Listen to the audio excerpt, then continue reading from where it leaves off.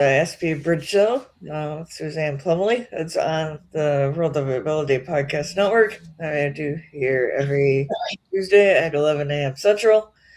Um, and encourage everybody to check out all of our social media. But uh, Suzanne's a great guest today, so over to you, Suzanne.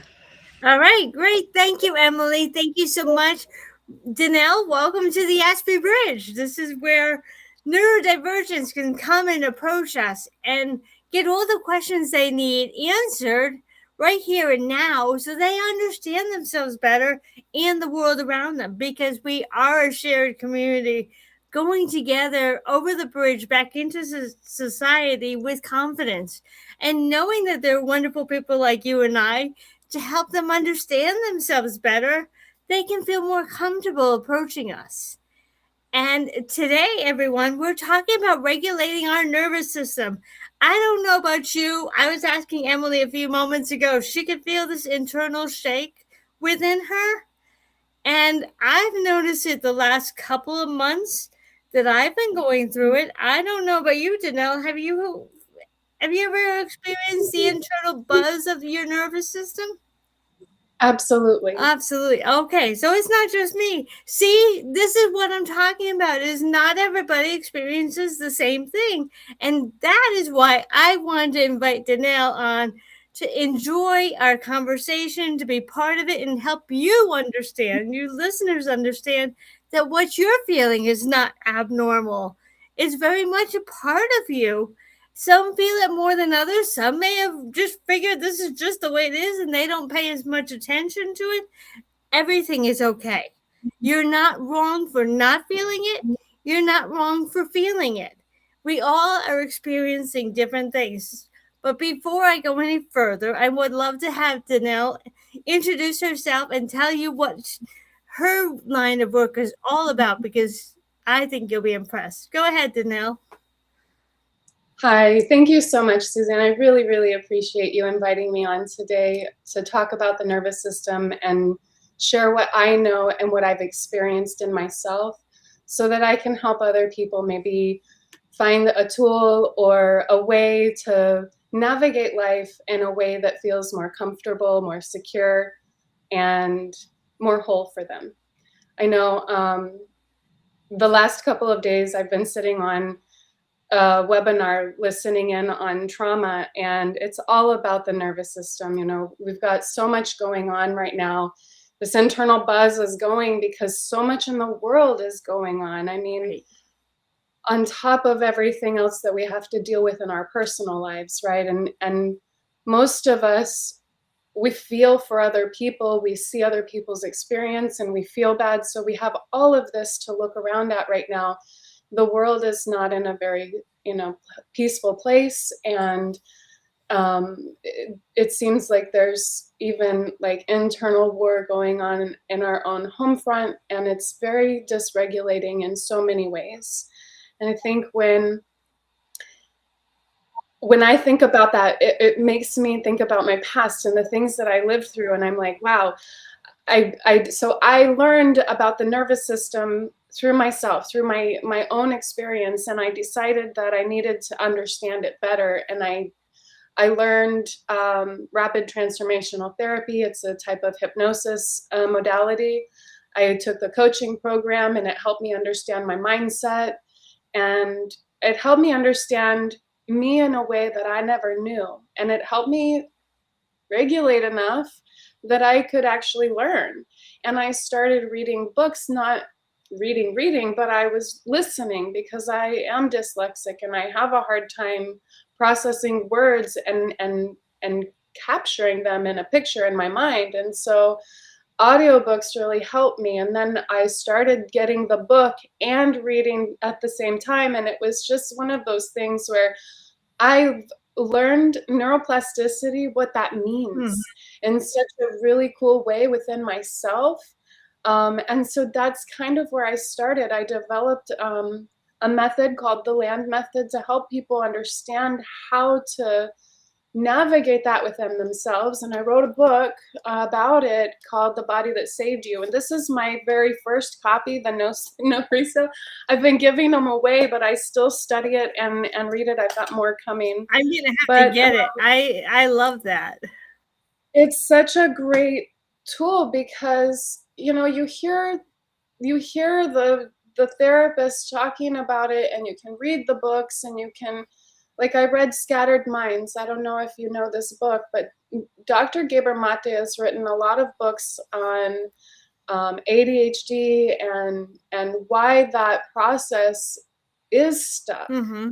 And a lot of it is linked back to childhood. I mean, there's a physical body that has things too, right? And sometimes the physical body doesn't always function properly anyway. But when we're growing up in a dysregulated home, it makes that physical body even more impacted because mind is a development, it's a growing organ. And it has to be able to develop in processes. It's a process. There's stages of development in the brain as we go from even in utero, right? Like our body's constantly developing and doing these, like we have this crazy innate intelligence that's so phenomenal, right? And it runs our body and it grows it and it does these amazing magical things for us. And we don't really give it a lot of credit. That is our nervous system at its finest. And I think one of the things that most people don't realize is that we can become addicted to our own chemicals. And if we are raised in a place where we're dysregulated, we will become addicted to those hormones that cause anxiety and stress and fear, and those we will actually create instances for ourselves to get that chemical feeling again, because our body is actually dependent on the chemicals that we create too. We're such remarkable creatures. Absolutely. Oh my gosh, you have said so much I love to connect on. First of all, that at the beginning you were talking about all the different forces coming at us. I often compare to a gladiator in that old-fashioned ring where you have different doorways and everyone's coming at you different, and here you are in the middle of the gladiator ring, fighting off the public society, fighting off the family, fighting off your own personal. All of the social programming, social media, it's all marketing. Everybody's trying to sell something to somebody, and it's so much. And because we've learned so much about the mind and how it works, and that we know that people buy things emotionally, and if you didn't know that, please slow down and think about that. It's everything's driven emotionally, even food. So, and shelter, the basics, even our survival, the core. When we think about Maslow's chart of hierarchy and the way that we need foundation to feel safe and secure in ourselves. And it's just really, really kind of remarkable when we can see how everything works together. And we see the systems, and we can kind of, I don't know, for me, I'm very analytical because of my dyslexia. I have to see how everything works, and then I can put it together. And it's like, oh, now I see the whole picture, because before I can't see it in parts. Like the puzzle's all it's all destroyed. I don't know what the picture is. You're right. I'm constantly looking for patterns, for missing puzzle piece. And I mean, a lot of people may not like the connotation of the puzzle piece and autism, but it's still, if you think about it, there are all these different puzzle pieces put together. Yeah, it could be roads on a road map, it's just whatever, it's just an analogy. But, it's not, I feel like it's this, there's so many layers. There's so many fragments to where our personalities are. I love crystals, and I love comparing us to crystals in such beautiful ways. I go, I go to hot springs because my father-in-law was from there, and we go hunting for quartz crystals, and we find these beautiful crystals. The one I just found, it's so beautiful. Oh, yeah, that is Um, absolutely. and I was looking at it, and I love them that they're so clear through the top, but also there's these fragments that you can see that run all the way through it, and I'm like, how beautiful is that? And when the sun catches it, this rainbow shines off of it, and it's so beautiful. It's like breathtakingly beautiful. It's stunning, and I think that's us. Yes, yes.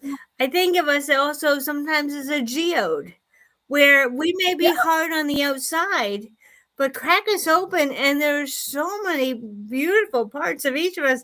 So yeah, between the two of them, it can say a whole lot. I work with a woman who is a geode, hard on the outside, but when you get to talk to her, you see all the brilliance that's inside of her, but she doesn't want to let it out because she's afraid. And yeah, she's exactly. But hiding. when you sit there calmly and talk, you can see all of her, you can see her just relax. And Yeah. that's the beauty of comparing her to a geode. Other people, I consider myself like the course because I try and let people see in me and through me. Yeah.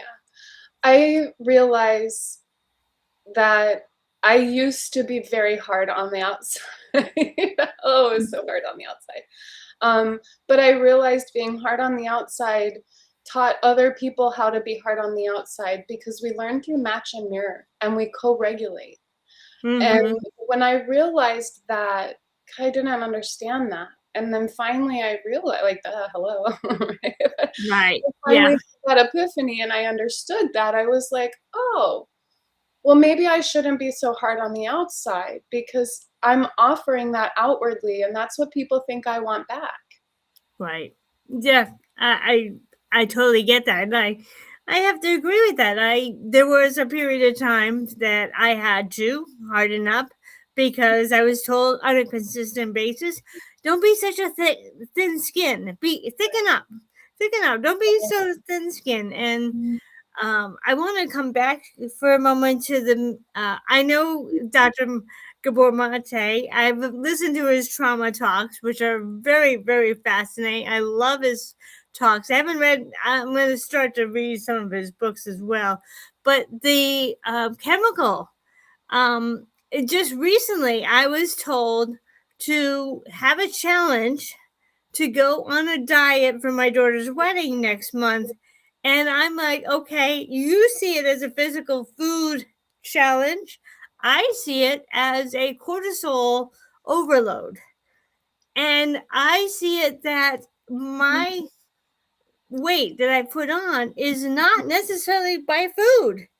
And now to try and tell the generation before us that it's not a food related goes out of their head. And so I kind of have said, okay, I'm not going to try and explain it. I'm just going to accept it because we know we don't fight them on it. I'm like, I'm going to go on a stress diet, which unfortunately that means that I can't put myself in any areas of stress if I want to lose weight. So the cortisol is the chemical that we're talking about that you can get addicted to if you stay in it. Yeah, protecting your peace is so beautiful. I love that you knew that and that you understood that in yourself because, you know, doctors and other people and, they try to do the best that they can for what they think is right. And it's not right for everyone. Everybody is different. We all have different bodies. And even though our bodies have the same types of systems and function fairly the same, we all have different DNA. We all have different traumas. We all have different things that lie in our DNA, right? Because DNA carries trauma, right? So Mm-hmm. we inherit things that we don't even know from birth, that like it's just in us and we have to figure it out. Like we don't have memories of it, we don't have experiences of it. We have to hear about it from our parents talking, or our grandparents, or our uncles, or our aunts, or somebody. And if we don't have those people, then we don't understand it within ourselves. Oh, yeah, definitely. Can you tell us a little bit about what the baseline of the normal neurodivergent is like? Because I've been reading all about the fact that, well, let's just say if we had a very loving, caring, supportive family, I would imagine our baseline for neurodivergence is a lot different than those of us who have experienced trauma, family challenges, and such. Would you agree? Absolutely. Yes, 110%. Because of the understanding that I have and the knowledge that I know now from learning Dr. Geber Mate's work, and not only him, but there are so many psychotherapists. Marissa Peer talks about it, my trainer. Dan Siegel talks about it. The Yurkoviches talk about it. I mean, so many different people talk about it. And these are all psychotherapists, PhDs that have been working in the field for 30, 40 years.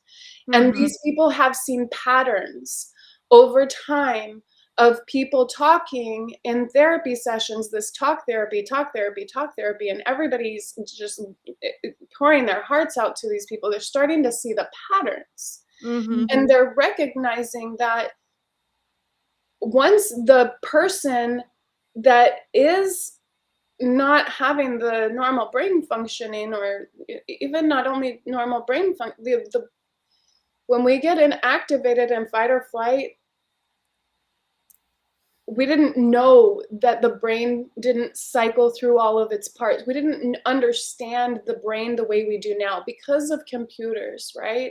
So I think about it too in this, I really want to impress this, because I think of our parents, bless their souls, right? The evolution of where we came from to where we are today has changed drastically. I mean, you said the gladiators, and I just went right back to the Roman days where they were crazy barbaric. And what did they do to the people then?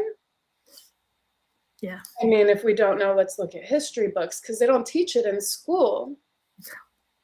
And it's crazy what we've been impressed on as society people. And we've migrated from all of these places. So we have, I mean, everyone has a trauma from wherever they came from. It doesn't matter. And we think about history all the way back.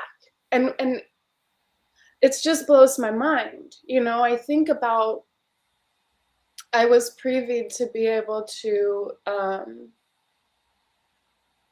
start down the path of trying to learn life insurance.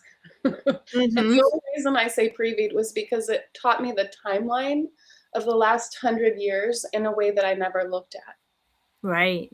And when I realized the way that we've been conditioned as a society, it's kind of, I feel like we've been impressed upon in sort of a way, and that we have a lot of things to unwind because of our not knowing and what we've done to ourselves. And it's not like, I don't say we're victim of anything, because we wanted it. We chose it. Well, right? Well, that's it. I mean, I look at it, I'm a writer. I've been writing since I was 14, and that's how I process so much of it. But I don't just keep it to myself. I'm not as much of a journalist. I'd rather take that information, that energy time, and share it than keep it in journalism. Not that I don't like to write in journals anyway, but I'm like, if I'm going to spend my time, I'd rather help people understand.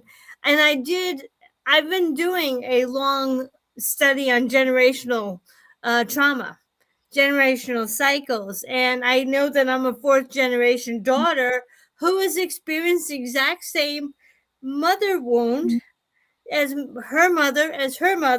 I mean, I'm like the fourth one. And I got into an organization I fell in love with, Brave Thinking Institute. And I learned that, you know what? I can break the cycle. But even before that, I knew I did not want to raise my daughters in the same way that I had been raised myself. I said, no, it stops here.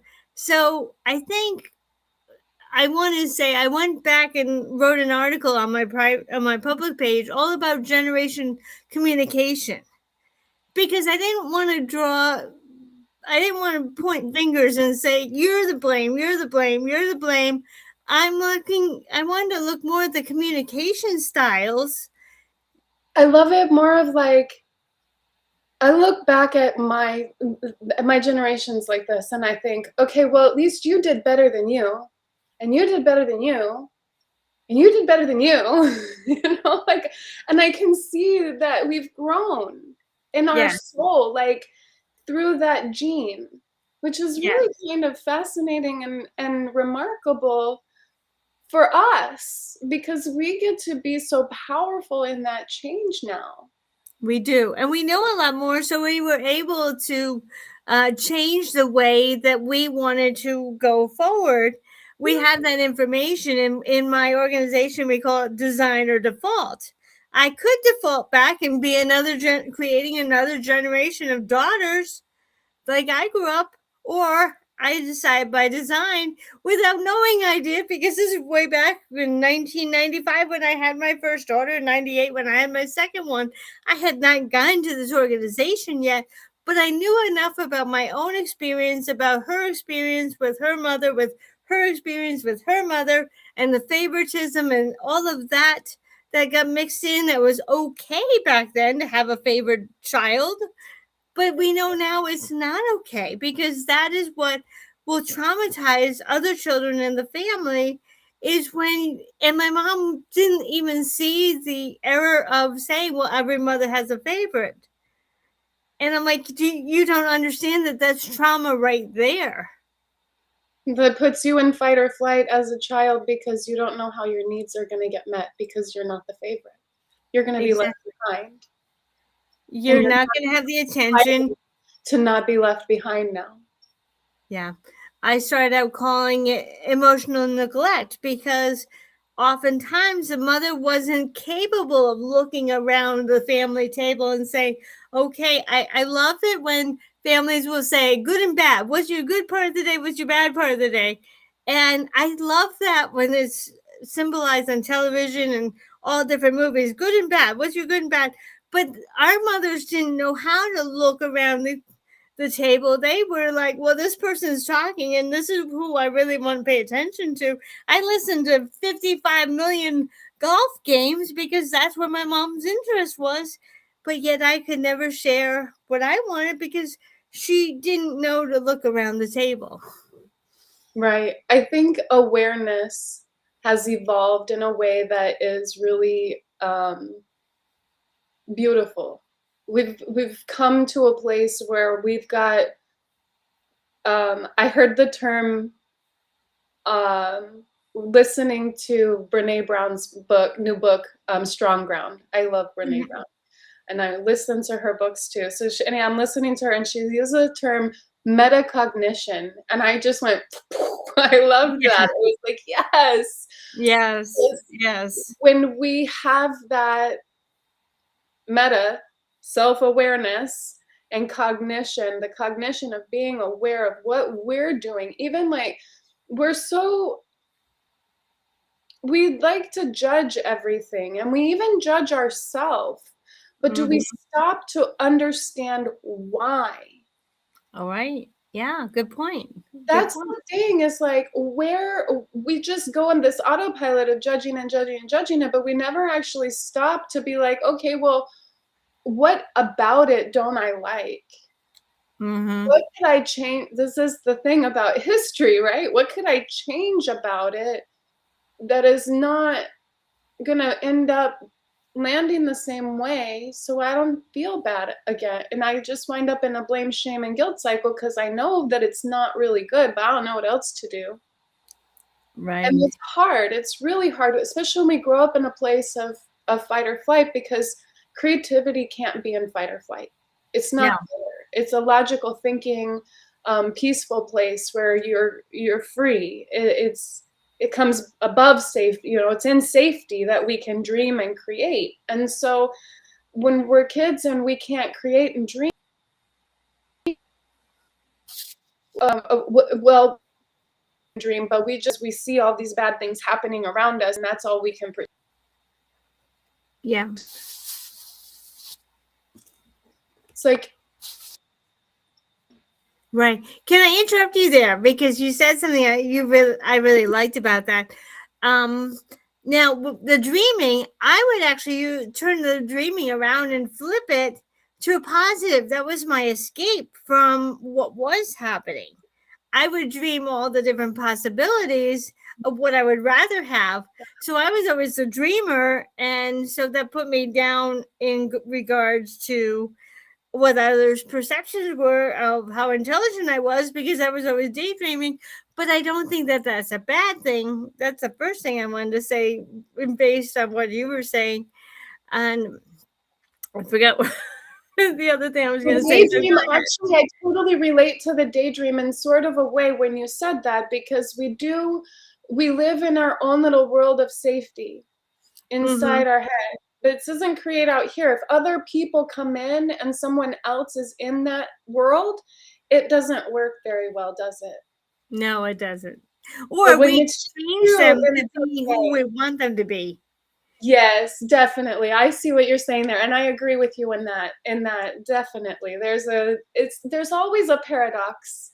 It is. Oh, I know what I was going to say. Do you remember the show Early Edition, where the guy get the newspaper early in the morning and he ran around the community changing things for the better? That's how I always saw myself. Is I was always the type of person who said, well, that could be fixed, so how can I fix it? That can be fixed, so how can I fix it? So I felt like I was getting the early edition before everybody else saw the problem. And I think that's where the benefit of being autistic, that's one of what I call, and I know I apologize to those of you out there who don't like the word superpower, but I think that you have strengths you don't realize you have. And for me, I would always see the problem and then fix it so others didn't get harmed. And that was what I call my superpower, was I saw the potential harm in it, and so I fixed it before. And I think that may have been my nervous system being out of balance, because I want to bring this back to our nervous system before we run out of time. I think it was my nervous system being out of balance and saying, no, I can't operate this way. I got to operate that way. So what can I do to get my nervous system back to being in balance again? Because even as long before I knew I was autistic, I mean, I didn't find out until I was 51. Long before, I always would look for, how can I solve this? How can I solve this? How can I solve this? Because I was just always a pattern person. And I could feel aligned in my body when I was able to fix something, but very out of a line. I mean, it's kind of like my head and my throat and my heart were all working together, but my other two chakras were. And I talk about chakras because they're important to you. I know a lot of people are like, woo, that's out beyond me. But have you ever noticed that the autistic individual has digestive issues? Well, they're not really digestive issues. They're your solar plexus and your root chakra out of alignment with your heart and your throat, which is your voice, and your head, which is your brains. Absolutely. It's funny. Everything we've talked about relates to the nervous system, right? Because our nervous system is literally the way, it's the thing that perceives threat for us in the world, right? And so anytime that we're in threat, we're perceiving, it's all about the nervous system. So yes, the nervous system, and we have different states. There's 3 states of the nervous system. The top of the ladder where we're safe is the ventral state. The middle of the ladder where we're in fight or flight is the sympathetic state. And at the bottom of the ladder, when we're in flop, freeze, or fawn, we are at the bottom. We're in dorsal. We can't do anything. We're just like, I give up. And a lot of us are there because as children, we didn't have the ability to change the situation. It's out of our control. Right. Oh, right. Definitely. And that's one of the things I think we stay confused in as we grow and we develop, that we don't have to stay stuck in the child. But in order to not stay stuck, we have to integrate. And in Right. order to integrate, we have to recognize if we're what state are we in? Are we in fight or flight? Where are we in the middle where we're not really thinking good and we're gonna act in a way that's not very good? And most of the time people live there. Yes, they do. In victimhood. This is also the buzz. You said, did I feel that buzz in the Yes, I lived with that buzz. I didn't know that that buzz could not exist in my body until Mm-hmm. I learned how to meditate. And then I was like, I can turn that off. Yeah. That's amazing. It I wanna is. know how to do that more. And then I really dove in. It's interesting. I heard about Temple Grandin's box, conforming box, where she would go in and get the squeeze. And I've noticed for me, and you can tell me if this works for you, there are different people that will put you at different levels of baseline, of alignment. And my mentor is one of those people that no matter where she was in the room, I could even look at a picture and regulate myself through a picture, just remembering that sensation of her hug. And I think if we can help others to find that regulation picture, if they're not a meditator, because I know we have some ADHD who's like, I can't meditate, I can't, and we understand that. But if you can find that picture, whether you're being a success in something or you have a person that can bring your system back into regulation, every time you look at that picture, just imagine being with that person and you can find that regulation in yourself. Right.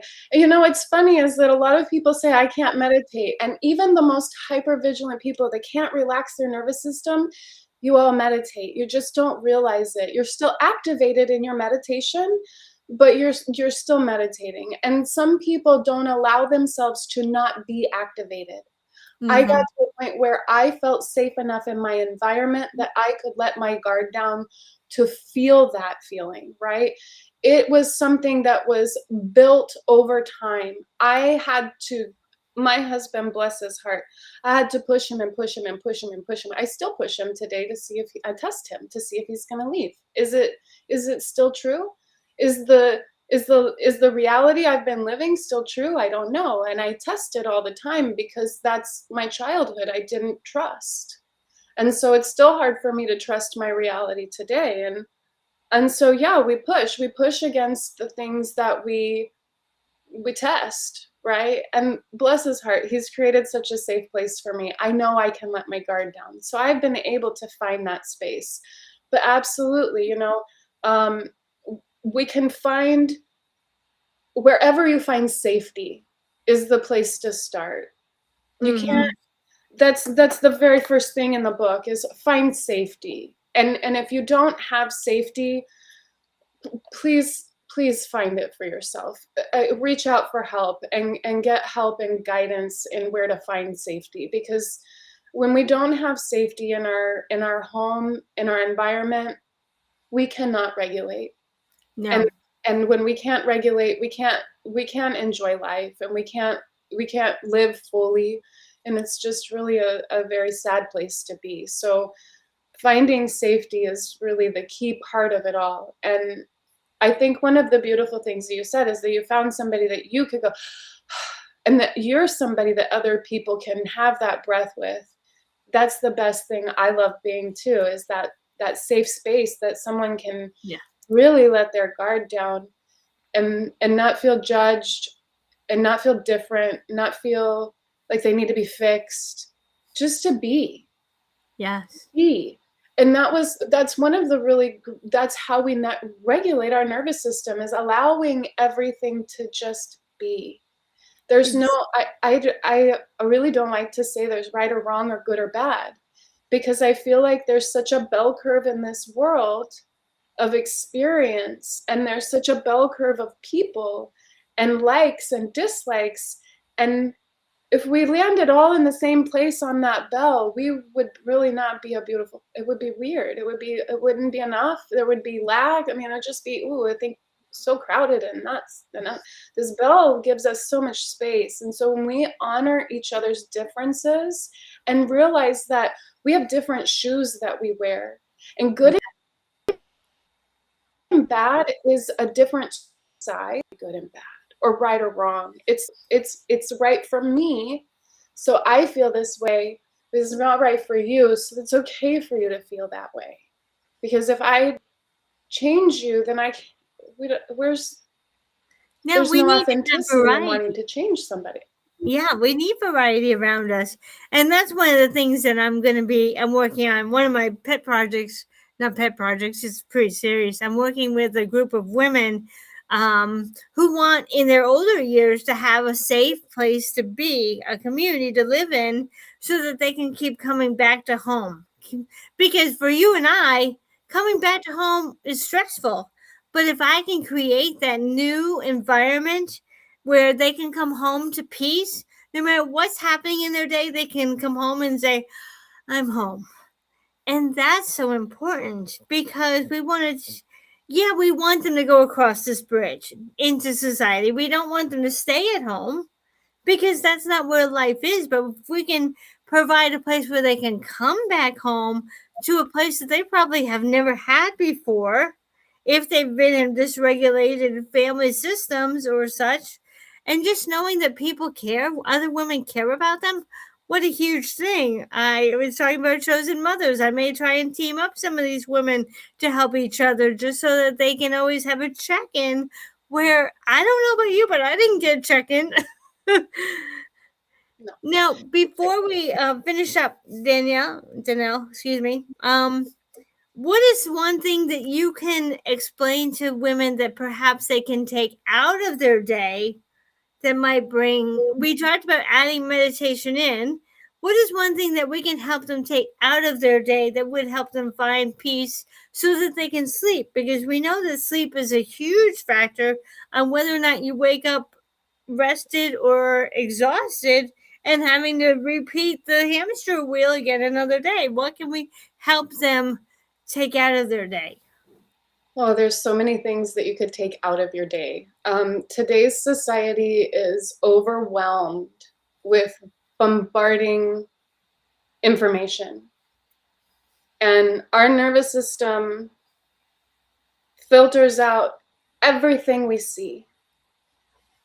So protecting your peace, I understand the bridge, going out and being in the world is great, but there's a balance in it, right? Being at home and being safe and rejuvenating and protecting, like you said, like this is good.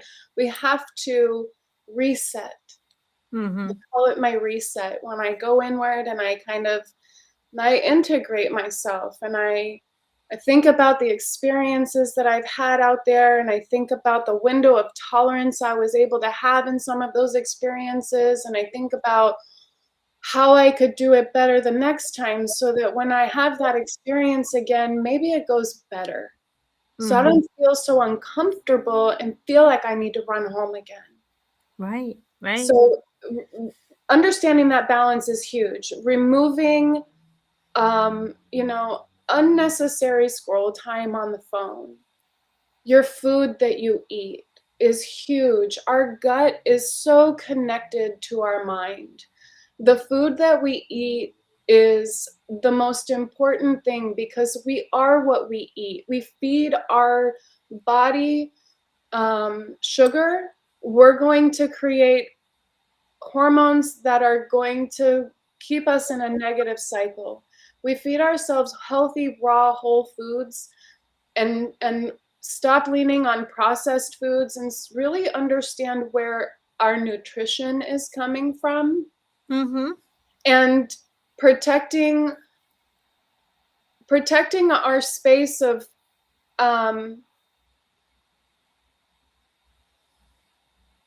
who we let take care of us. Oh, yes, definitely. A lot of times we look outwardly for people to care for us. There's this wound that we had in our childhood that we're looking to have filled, and we're looking outwardly to fill that all the time. Remove that. Fill it yourself. There's no one in this world who can love you better than you. That is true.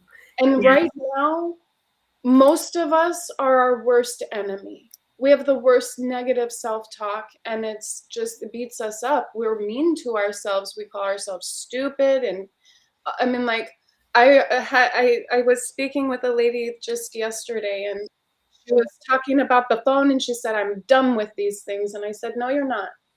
You're not dumb. This is just something you're not familiar with. Mm-hmm. It's not familiar. Please stop saying you're dumb. It's not familiar. Watch your words. Your words are so powerful. Yes. Yes. So what you intake, the things that you let in, limit in such a way, right? It's more than just what you're looking at. It's what who you're spending your time with. Mm-hmm.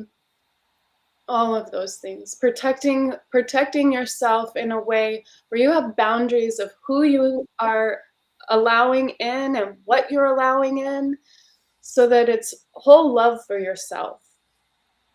Absolutely. Oh, and yeah, you were speaking about the language, and that is a huge thing. And I try to model that with all of my writing. I choose to, not I have to. Yes, 100%. You know, our mind has so much power over our body. What we say, our body has no choice but to do.